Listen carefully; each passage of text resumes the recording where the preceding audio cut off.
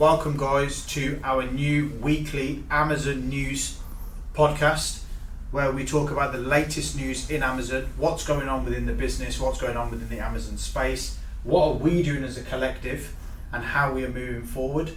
And big thanks to our sponsors, Fbavault, the best e-learning Amazon scaling platform there is out there. So make sure you guys check it out in our links below and our links in our Instagrams or wherever platforms you're watching this on. So yeah guys, how are we this evening?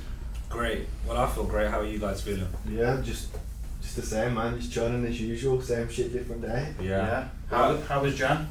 Well, we week into Feb now, but how was your Jan?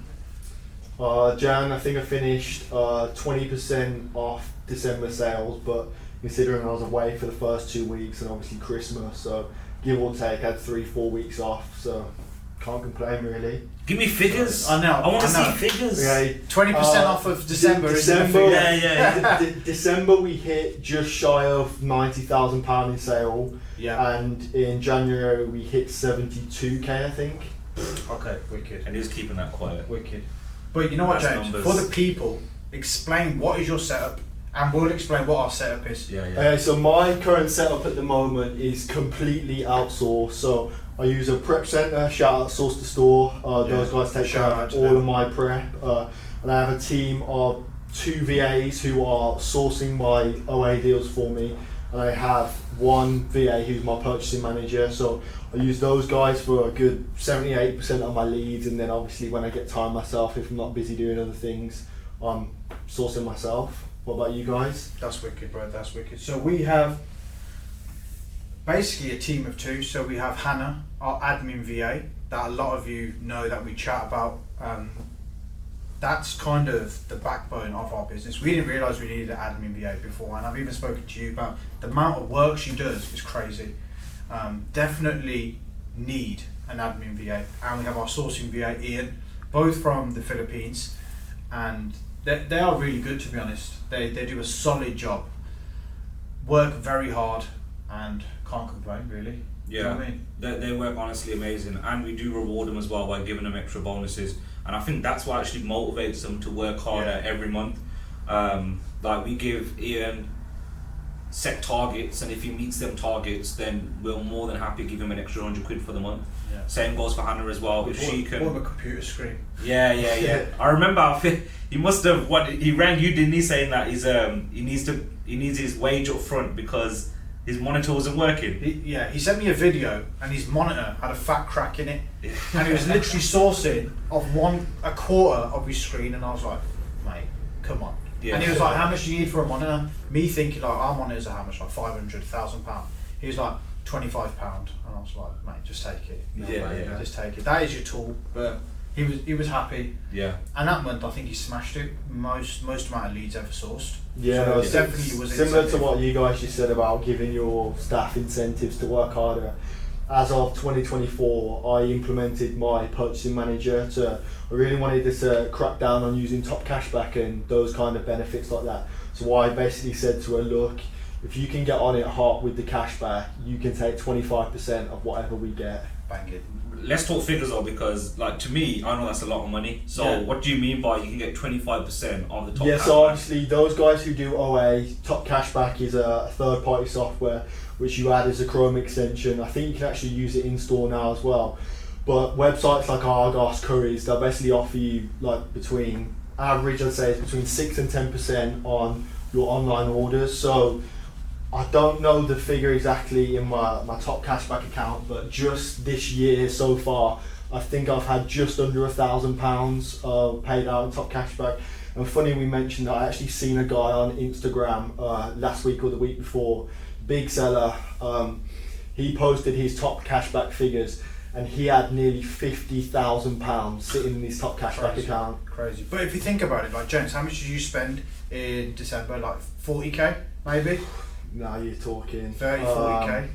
Simple numbers. Yeah, so But if we do like 6% of, let's say, 40k, what's that? I don't know, but you're laughing. It's an extra 1,200 quid? something like that. Yeah, For free? for free, for nothing. There's even some instances if you guys are trying to scale and you're not trying to take money out of the business. Yeah. then why don't you get yourself a cashback credit card, withdraw from that, use your top cashback, and essentially you got your living wage. And anyone can access this, right? It's not even sellers. I think, can anyone use top cashback? Even if you guys aren't Amazon sellers, still get top cashback Yeah, if you're a spender on like your high street stores in store. So it's a no-brainer, really. Yeah. It was just So, boys, money in return, so. Amazon, as usual, have thrown some spanners in the works. Yeah. Right. So, where's the list of what they've done? So number one is, as of last night, so we're at the 7th of February as we speak, they implemented a fee increase. Alright. Everyone must have seen this on their STK. Like every ASIN would have just said fees increase, fees increase, fees increase. Yeah. Shout out to Seller Toolkit as well. Big up Norm. Yeah. But yeah, we got loads of them notifications last night. Yeah, no, I was just trying to get a chart up which basically explained the figures, but I got no connection in here. But We'll post it. I think We'll we'll just post post it in our Discord, Yeah, and we'll post it on our socials, but it wasn't a huge increase, but it's definitely an increase that you'll notice. Yeah. So yeah, you guys who are wondering why, make sure you guys up your prices to cover your backs on that. 100%. All it takes is one person to go up, and then everyone slowly, usually follows suit. Look, Yeah. I mean, everyone's in the same boat. It's not just you who are going to get fee increase, so just follow the trend, I guess. Exactly. But that's the first thing Amazon have changed, and then don't know about you guys. I'm luckily not affected by this, but I've heard a few people are talking about Amazon are holding disbursements from them. Yeah, it's a crazy case. I've even seen in newspapers, online newspapers, that they're even trying to get the government involved because basically you're holding someone's owed money, aren't you? Right. So Amazon, is it because people from the EU aren't paying the VAT in the UK? Yeah, I think that's what it is. It might have been yourself who was talking to this about, but there's rumours going around it's due to people not paying the correct taxes and VAT or whatever. Could be completely false, I don't know. But That's it. if you think that you're not getting any disbursements for the whole of January, your business is going to be struggling this month, because I don't know about you, I haven't got an endless pot of money, so It's What hard, I can't especially get with my head cash flow. around though is it's a lot of UK sellers, UK born sellers as well, and they've not really opened their business this last year as well. I don't think the business has been open for a year, but they're getting checked by Amazon. But I think it's the government that implemented these checks. Obviously, tell Amazon to run these checks. Right? I don't think it's Amazon just doing it themselves. It must have been, from my idea, that the government's gone back to Amazon saying, "Look, this is the case. Yeah. You have to go now and check either everyone's or handpick who's you want to check." Obviously, we're fortunate right now. I think you're the same situation as we are. I haven't. yeah, I haven't luckily faced this not been disbursement affected. issue. Yeah. As long But as your back end is kind of tidy. yeah. So for those that actually don't understand what's exactly happening, it's basically, so when you sell an item on Amazon, that money will get on hold for 14 days, and then from 14 days you can request that payout, and then from there, when you request it, it's 5 days until it lands into your bank. However, the situation now is that obviously that's the case I'm in, that's what I'm doing. However, what's happening now is that people are selling, and 14 days the money becomes available, but they're not allowed to withdraw it. Yeah. And it's been like this for weeks, 2 to 3 weeks, 4 weeks, whatever it's been. But people have families. Exactly. And not even that, people have credit cards, Yeah. loans, that's the biggest thing, because I know that a lot of, wholesale stock that needs to be ordered, that's Yeah, on yeah. credit, 30-day credit notes. and it's not now they will feel well, they're going to feel the impact now for sure. However, it's going to be in the future, like let's say in February or March, where they're really going to feel it, because we're in the Amazon scene. It's like a delay, isn't it? Exactly. Yeah. If you don't buy enough, now, you'll feel it within like 2 to 3 weeks. exactly. So it's quite deep. It is very deep, to be fair. It's a big spanner, and I mean, if any of you guys are struggling, hop in on Discord, open a chat, and one of the three of us will help you check your documents, script you. We have templates available. Yeah. And we can Honestly, help you we are actually. more than welcome to help you. Exactly. More than Contact welcome. us. Definitely. I mean, I think I've seen a few posts before this chat today. I think it's starting to get resolved, and I've seen a few people Yeah. post about they finally got their longer awaited disbursements. But yeah, Must be a fat disbursement. But what it is that someone in the Vault free chat yesterday They said that they're uploading the correct document, however, Amazon keep rejecting it. Yeah. What do you even do in that scenario? Like, you're uploading the right document. Not much you can do. It's just, Amazon are saying it's incorrect. Amazon's amazing customer service, as we all know. You have to just keep uploading case after case after case. Literally. Wait until one closes and then reopen another case, essentially. Yeah. But as Sonny just mentioned, Fbavault has just had a revamp in its Discord, and you free members now have access to a load of free learning tools which can help you scale your business. All you got to do is join the Discord, sign up to our WAP free members, free of charge, and you get access to a whole load of freebies. Yeah, exactly. There's a lot of freebies in there. You got the free guide, you got the free daily lead raffles. Alongside that, you have the free support tickets. So obviously, relating it back to the point that if you are having this disbursement issue and you're not in the vault, that's no stress at all. Just open a free ticket, and like I said, we're more than welcome to help you out. But what we got coming in the vault then, Jazz? I'll let you touch on that. We'll touch on that in a bit. Yeah. Let's go over the weekly news, right? This one's to you, James. When did you go VAT Reg? May July? last year. Oh, May. April, May last year. Ooh, is that question Was that new? same time as us then? I think I went VAT Reg a month before. Because you guys went LTD to LTD or something like that, didn't you? So you got a little bit extra threshold to work with. But yeah, you know what? I think I went VAT Reg on the 17th of April. I think I was a week after you. Because I know what we sell, right? We don't go for low ticket items. Yeah. If you could touch on maybe a mindset shift of how small and light didn't affect you, because I know a lot of sellers are still convinced that you got to sell under £10, you got to sell under £20. Yeah. Products To be honest, if you saw my inventory, you probably wouldn't ask me that question, but taking it back, before VAT Reg, I used to sell a hell of a lot of small and light because you can fit 200 units in a box, something like that, and it's £5 a box to ship to Amazon. If you can get more units in a box, in my mindset, when I was prepping myself, it was a win-win for me.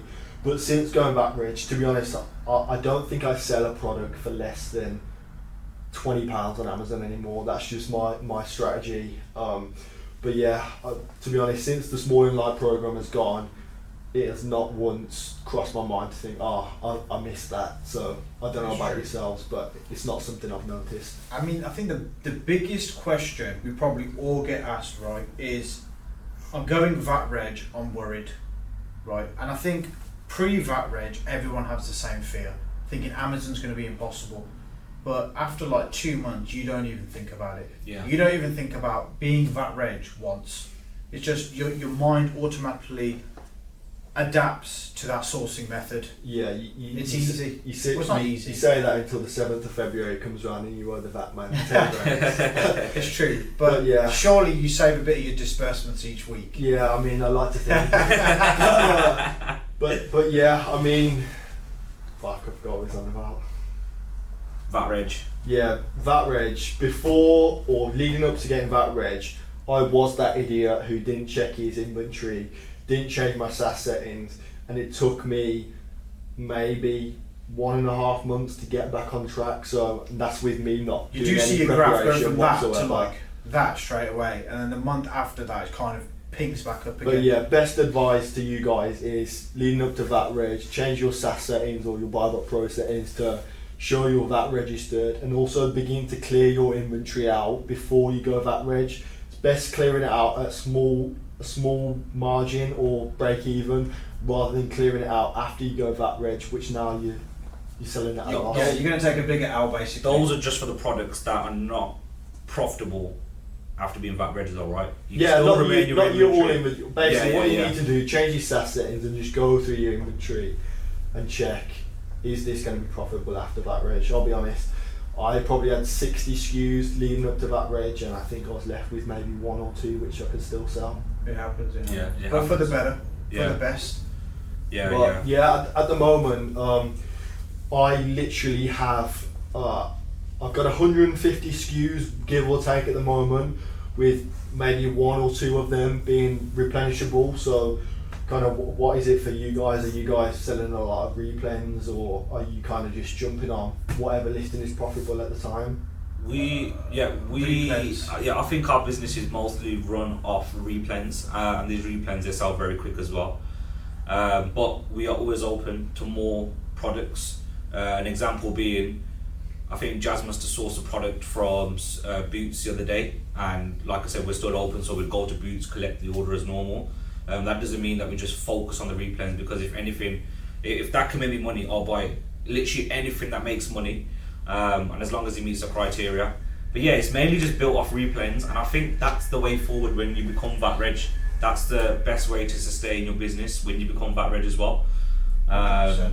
And in the back end as well, the accounting side, because we have so many replens, it's just the same purchases, if you know what I mean, every week, which makes it super clean as well. Same suppliers, same purchases. Yeah, I mean, I guess us guys have fairly different business models now. So you guys are more down the wholesale route, whereas I'm purchasing completely A to A, OA, a little bit of wholesale, trying to force myself down that route. However, as you guys know, when you do an OA, you might purchase something with 5 other FBA sellers on it, and give it a week, there's now 20 FBA sellers on it. So I can't reblend those items. I'm literally going for spread my inventory across loads of different ASINs, maybe pick up 5 units of something and just kind of keep looking for the next product rather than replenishing them. But well, James, you just spoke about wholesale. Should we drop some wholesale sauce? We are doing a group buy from Belgium? France. From France. Now, what issues are you having? Because I know we're having issues. When I mean we're doing a group buy. Me, James, and a few of the sellers. But Jazz. We've got issues. So, what are the issues and how are we overcoming them? And where did you learn the knowledge from? Right, so the issue we are currently facing is I have a supplier, a wholesaler in France, which I have a product. I have a couple of products which I've found a really good margin, but the issue I'm facing is their export is not DDP.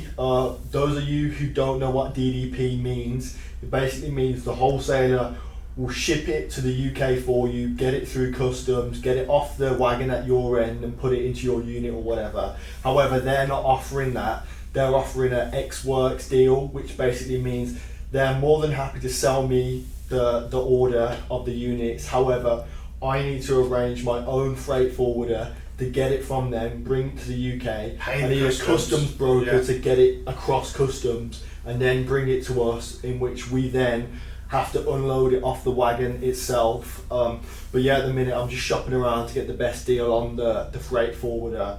But yeah, if you guys want to learn any of that, then get yourself an FBA Vault. We give this information away for free, and this year is all about giving back. I've learned a hell of a lot over the past 18 months in my journey, and this year I'm just trying to give as much knowledge back to everyone else, and I'm sure it will come back around. Exactly. The DDP source. I mean, people think it's easy. Oh, we're buying it from another country, but it's not. When you actually get down, like you sent me the cog, and it was like £14, and I was gassed. I was like, bro, that's sick. And then you were like, yeah, but I have to pay customs, and I was like, what do you mean? So having that knowledge before you mess up, because you could have easily placed that, landed on your doorstep, and you've got a fatter bill, and you're like, I didn't know this. Yeah. Right? Because even the wholesaler doesn't even mention it. No. He's just like, there's the price, and you're assuming it's going to get to you that price, but it's not always the case. But it's good. We're ever learning. But yeah, no, it's helping other people not to make the same mistakes. It's definitely a learning curve, because I'll be honest, when I came across the situation, I initially thought, yeah, £14 cog, great. Told these guys about it. They all wanted to jump on, until I figured out it's not that simple. And I'll be honest, it got to a point after a week or so where I was ready to just pack the deal in and just move on to the next one. However, a good friend, Pallets FBA, Rakesh, those of you guys who know him, is the wholesale king. He actually put me in contact with a few freight forwarders he's used himself. He's obviously got experience importing to the UK as well. So he's kind of held my hand along the process, and hopefully we can get that shipment in with the next couple of weeks. Yeah, shout out to Rakesh, he really does know his things. Another I wouldn't say it's an issue, but another long process in this situation that you're currently in. I'm aware that the stock hasn't even left yet, has it? And it's been 2 weeks? Just done, well, this week Friday would have been 3 weeks. 3 weeks. So look, 3 weeks, you've sent the money over. Yeah. You've got the video. It's all legit. This is just the process, isn't it? It's all legit. So it's been 3 weeks and it hasn't even been shipped. Has there been like an update on when it's going to get sent or? Like I said, the issue we're having at the moment is I'm now negotiating with freight forwarders to actually get it through customs, because the broker which the wholesaler advised me to use basically would bring it across, but I needed to get a broker to actually pass it through customs and stuff myself. And to be honest, I've been ringing them for the past couple of weeks and they don't like to answer the phone, so I've now looked into other ones, which I didn't actually know Amazon offer a freight forwarding service for you guys. So I had a call with one of those today actually, and basically told them, look, this is what I'm trying to do. And I gave them the code in which we're importing under. I won't tell you that because you'll know what product it is, but yeah, they'll basically come back with a quote, and yeah, it just seems like a simpler process. If you can get Amazon to do it for you, we sell on Amazon, we know how Amazon works, so it's, in my eyes, it's easy to stick with them. Yeah, you were telling me that Amazon contacted you. Tell me the source, what did they say? Yeah, so a couple of days ago, I basically got a call from someone at Amazon. Kind of shit myself, to be honest, thinking that they were ringing because my account had been deactivated or something. Yeah. But nah, they basically tell me that my seller account's within the top 5% in the UK. Don't ask me how, because I know a hell of a lot of people who are, if not tripling my turnover. But anyhow, I jumped on a call with them today. Basically told me they offered me a deal which I would pay about £600 a month, and they would let me work with someone inside of Amazon to basically optimize my storefront, optimize my listings, all of that stuff, basically help me grow in Pan-EU, EFN, etc. But long story short, it's probably not for me at the moment because I'm an OA seller, I'm basically a reseller, so I don't own my listings. It wouldn't really benefit me, but potentially someone like you who's doing wholesale, there's not many people on the listings, or if you're doing private label, you're doing bundling, etc., brand direct, it might be something worth thinking about. No, that makes a lot of sense. You mentioned that you don't own the listings. Is that something that you're looking into? Private label, unit bundling? Yeah, so something I've got in the works at the moment is a unique bundle. Those of you who don't know what unique bundling is, it's basically a... Basically, those of you who don't know what unique bundling is, it's a concept in which you can bundle branded stuff together. So for example, this Nestle unsweetened cappuccino and a Nestle, I don't know, hot chocolate or something, you could bundle the two of these together, throw in something personalized to it, like your own box or something like that, to basically make it your brand and sell it as a unique bundle on Amazon. So you get a brand registry, which basically means no one else can jump on your listings, you own the listing. It's a private label, but you're selling branded stuff essentially. Yeah, literally. And is that something you're looking in doing, or? Yeah, one of our close friends had just released his not too long ago, and I know it's going well for him. So we talked not too long ago. I don't know if it's been 24 hours, and he's already making sales. Sorry, he said actually it went live yesterday evening, and I think he's already sold like 10 units. Have you seen the product? It looks like... Yeah, we won't say what it is, but it's nothing crazy. How's that sold within one evening? Well, within one evening. It's been like 2 hours. I think he said he had 10 orders. I'm like, how's that even happen? But I think the gem, it's in the ads. I think he must have a certain ad that is running. That's obviously pushed his listing to go on the one or second page. So shout out to him. I ain't gonna say his name because I know we ain't gonna like it, but shout out his name. But yeah, that's exactly what I'm on about. So the person I spoke to at Amazon basically told me if I was in that situation, I can work with someone inside Amazon, so behind their doors, and they can do all the PPC and all of that stuff for you. Because obviously, who knows better than Amazon themselves? Can they also help you create the listings as well? They can do everything for you. Then it actually might be worth you even thinking about it. You may not have it now, However, you could just, take it on, even though I know it's a cost. Yeah, one thing I didn't work on it in the mention background. is it's a 12-month contract, so you have to subscribe for 12 months. How much is it? £660 a month. Yeah, so £8 grand basically. £6-7 yeah. But Going out. You're in that position. I mean, it's only the cost of 2 VAs. In the grand schemes of things, if it's going to help you scale your business, then why not? It does sound good, to be fair. I'm yet to speak to someone who's taken that on board, but we'll see. But the thing is that they will help you do that, and alongside that, Amazon will make money on the ads as well. I think someone told me before, can't remember who it was, but Amazon make a shit ton off ads. Oh man, I only started running ads probably started Q4 last year. I must have spent over £1,000 on ads, maybe. Yeah, I mean, same here. Don't get me wrong, my ACOS is just sitting over 2%, so it's quite good. But interesting actually, the woman who I spoke to on the phone, I basically told her I'm running ads, and I said my ACOS is 2.29% at the moment, and she was like, "Look, that is incredible." Okay, so I run ads on my product to basically, when I have the buy box, to help me get conversions and get more sales.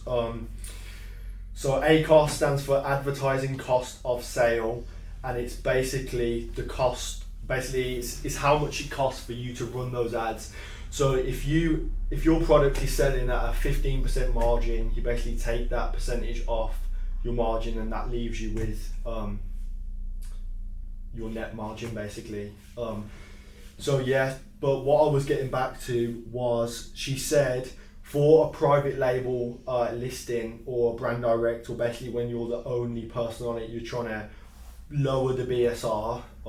She said the average ACOS is between 10 and 20%, which is 4 times what it is at the moment, but obviously on a different business model. Yeah.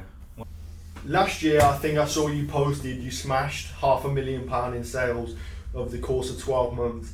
What is your goal for this year, and how are you going to get there? This year, minimum has to be £2 million in sale. £2 million in sale, and it has to be 100k profit plus. And I'm looking at a margin of around about 8 or 9%, and it might be a bit high. Net margin. Net margin. Yeah, it might be a bit high, because I know that a lot of people settle for like the 6 or 7%. That's what I've heard of, what a lot of people say. But I dream big, and I know that I can do it because my last margins were quite good as well. The way I'm going to be doing that as well, I just basically be approaching more wholesalers, but we're in the process of launching a private label. That's currently in the researching stages. Now, we hired someone on Fiverr to do that because I simply do not have the time to do all the research, and obviously I don't have the education behind it as well. So I've just delegated that task to someone on Fiverr. It's cost me £500 for the first month just doing the research, so it is a bit expensive, but it's not at the same time, because if he can bring me back a successful product, then it's a win-win. However, if you don't, then I'm willing to take the loss. I'm willing to take the loss, just because you got to go through these stages in your business to know what's going to help it grow. 100%. I mean, I trust you did your due diligence on the guy on Fiverr, so hopefully that plays out. But yeah, essentially it's almost like hiring a VA or someone to do it for you, as long as they got the experience. I mean, I actually know the guy you went with, and I jumped on a call with him myself. Yeah. And he did show us live seller-centered accounts, which were doing quite well. So I hope that plays out well for you guys. Yeah, hopefully. A quick tip as well. So, I went to the Spring Fair in Birmingham. It's a wholesalers event where you go there, you meet different wholesalers, different distributors as well. And I recently released a reel on this, and I'm giving you a tip of that. Make sure you go around and you get everyone's contact details, email them, try and get an account open, scan through the catalogue. So I've been doing it. I've been contacting them, trying to open accounts, and I specifically wanted 3 accounts open with these specific companies, and that was just because when I went to go see them in the Spring Fair, they told me the products they had and it was at a great price. However, when I applied for one of them, they rejected me, and it literally hit me. I was thinking, but I need that account because I know there's money just waiting there for me to be made. So what did I do? Me and Jazz, we flew there. Took us 2 hours today. We just thought, you know what, we got to go. We got to try and get this account open. there wasn't accepting it online or through email, so the only way we could do it is just go see them in person. And literally all we done was just, we walked into this wholesaler and they was like, how can we help you? And we're like, we've come to look at your showroom. And there was like, it's not really open to the public for you to go check. We said to them, look, we've come this far. We're really interested as well. We've got retail stores. We've also got online stores as well. And we just told them who we are as people. And, I think probably because they liked our vibe and how polite we were, they actually took us into their showroom. So we had a little scan around. We found the products that we wanted.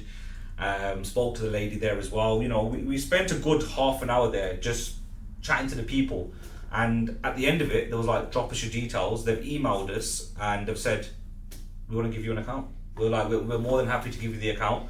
Now the tip there is that I gave them a different email just in case that if they sin that I've already tried to email and they've rejected. So the tip here is just don't give up. Even though if you want something, a specific wholesale or a specific product, go get it.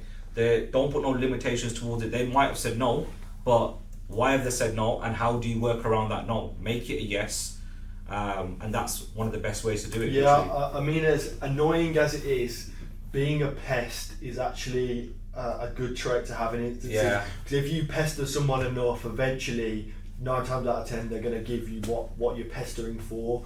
So I was actually at the spring fair myself. I caught up with you there. But I kind of went through a different approach when speaking to the suppliers and stuff there, because I could only make one day, so I knew I only had limited time. It's a massive place. If you haven't been there before, I definitely recommend going. But I went for the approach where I'd approach a distributor supplier, and I'll be honest, I was completely transparent with them. In the first sentence I said to them was, look, I'm an Amazon seller, I want to open an account with you. Do you accept people like myself? A lot of them straight no, walk away, come back to them later, or do come with the approach like you said.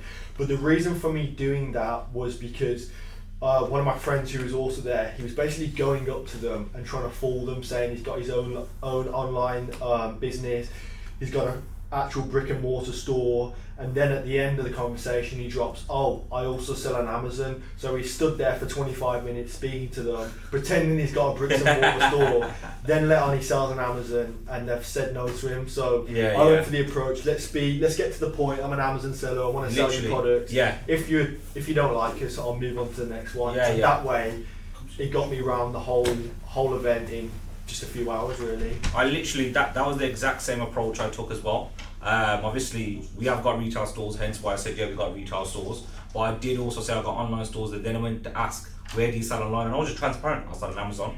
I've also got a Shopify, however I don't I've only sell 2 products on my Shopify as well, which I don't think I'll be interested in buying anything off you to sell on the Shopify, so it'll mainly be for the retail stores and Amazon. And one of them obviously said, look, we're not interested. The others just kept asking me questions, and like I said, I was polite, I answered everything truthfully as well, and at the end of it, it was just like, open an account and we'll be in contact with you, and it all worked out to be successful. So a win-win. Sonny, I'm a 21-year-old lad who's looking to get into a side hustle.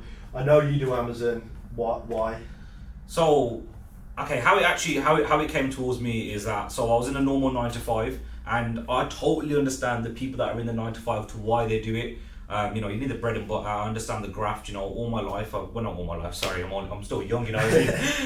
But most of my young career, 16 onwards, I've just been working waiter, McDonald's, pizza delivery driver, etc. And I wasn't I was happy doing it. However, I wasn't happy with just knowing that why am I working all these hours when I could invest it into my own business. And how it actually worked is that because I'm a very calculated risk taker, I didn't want to just give up my 9 to 5. I wanted to do it alongside my 9 to 5 to see if it actually works. So this is where Amazon comes in. So I've done my 9 to 5, and it's decent money. It's not the best, but I wanted more. Hence why I started Amazon, and I went on to go start Amazon. For the first 2 to 3 months, I wasn't really making anything. I wasn't withdrawing nothing as well. I think I was only making like £200 to £300 a month, nothing major. but it worked. You know, I knew there was profit coming in. The only thing that it was lacking was my time. So, you know, I either pick that, look, I stay in the 9 to 5 and do this part-time, and it'll bring me an extra couple £100 a month alongside my salary from the 9 to 5. Or I scrap that, I'm still young, take the risk on and do Amazon full-time. And that's exactly the route that I took. And here I am making 6-figure sales a month, you know what I mean? Yeah. And anyone can do it. I'm just your ordinary guy. Those who know me, I'm not from the craziest place, you know what I mean? I'm just from a normal place. I've always worked. And here I am. I've always wanted to be an entrepreneur. And Amazon has obviously gave me that, but it didn't come simple, you know. I put in numerous hours. And yeah, that was the reason why I started Amazon. Was not just because it was basically because I didn't want to work a 9 to 5 anymore, because I just knew it wasn't enough. So I needed something that can pay me more, and I could either work whenever. However, also know that I know I have to work more hours, but that's for me, not for no one else. Essentially, you quit your 9 to 5 to work 24/7. The thing I wanted to reiterate was we are just the average John Smiths from completely nowhere. Come from a decent upbringing, nothing crazy. My parents aren't rich. I worked apprenticeship since 16. 12 months ago, I was working a 9 to 5, bringing in just over £1,000 a month.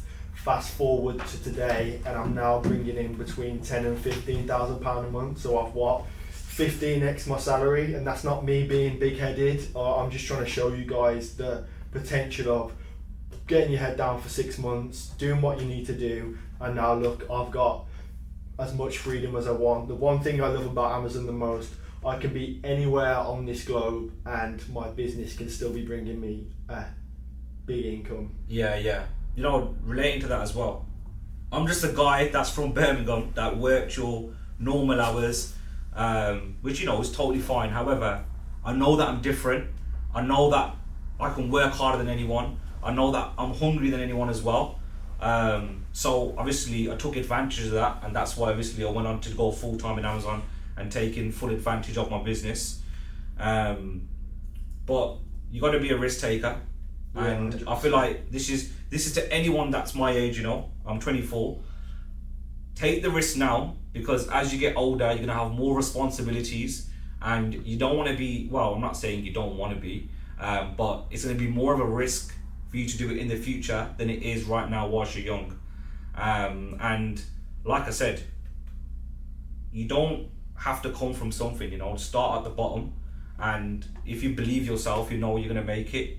You just gotta keep consistent. You gotta keep rooting towards your goal, and most importantly, make sure you got the correct network as well. I think we started to scale a lot when obviously we met each other. Started sharing ideas.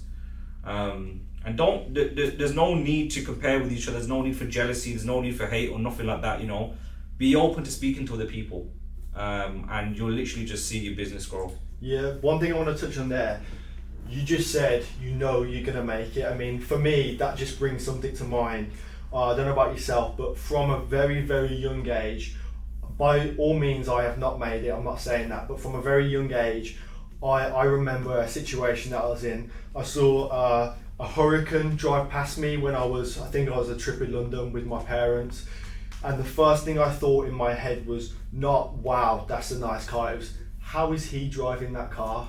If he can drive it, why can't I drive it? It's so true. You know that person driving that hurricane, yeah? There's a slight chance, I don't know who they are, that they started just like us. Exactly. We're sitting on this chair, we're generating a 6-figure business at this age, and it literally just from that, you know what I mean? And from what I know, we're en route there, literally. So I understand, I totally relate to your point. And like I said, you've got to focus, keep the graft on.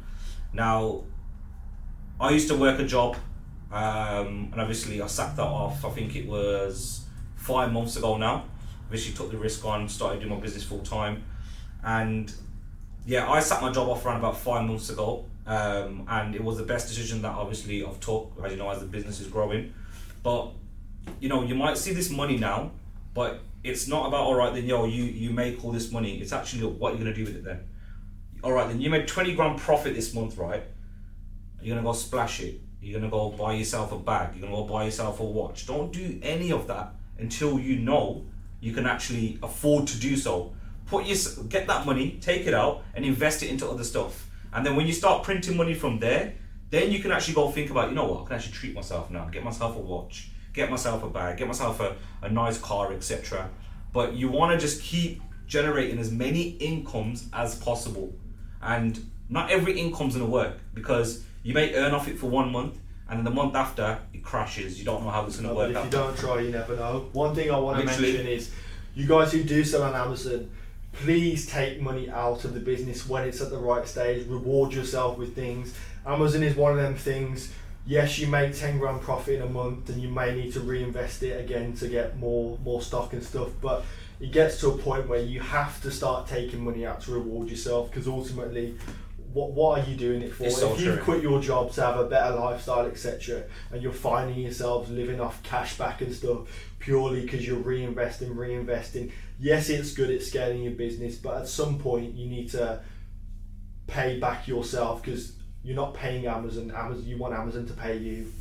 Most definitely. And if you are thinking of doing that, I do advise to as well. If you are in the 9 to 5 as well, I understand you're going to be getting taxed on your money, etc. So the best way for you to do it is dividends, right? Yeah. How much do you get taxed on dividends? Is it 9%, is it? Jazz, I think you know the figure. How much is it? 9% on 35k. So, but not financial advice. Yeah, not financial advice, 100%. So the best way to do it is through dividends, not a financial advisor, and that's just because you only get taxed 9% off that. And you have up to 35k allowance, or I think it's 33k allowance. So I definitely do back that. I mean, we don't know what we're on about, but best thing for you guys is join Fbavault. We've got a specialised FBA accountant inside. Ask him any questions you want, free of charge, and he'll give you the right financial advice. Yeah, literally. Well, get yourself in the Fbavault, and thank you guys. It's a wrap.